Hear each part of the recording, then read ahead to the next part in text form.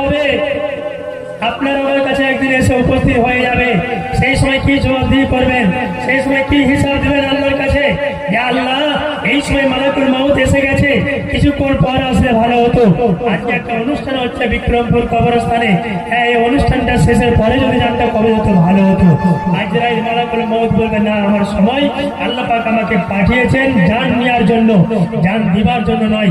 আমি জানটা আনতে এসেছি, জানটা কবজ করে নিয়ে চলে যাবে।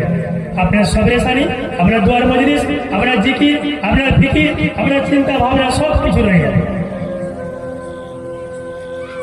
একটু খেয়াল করতে হবে মৃত্যুকে। ভাইজান, এই অন্ধকার কবরে কি করে থাকবো? এত লাইট দেওয়া রয়েছে, এত লাইটের ব্যবস্থা করা হয়েছে, তাও কিন্তু মনে হচ্ছে আরো লাইট হলে আরো ভালো হতো, আরো লাইট হলে আরো ভালো হতো। এই চিন্তা করছি আমরা। কবরটাকে একটু ভাবুন, কবরটাকে একটু চিন্তা করুন।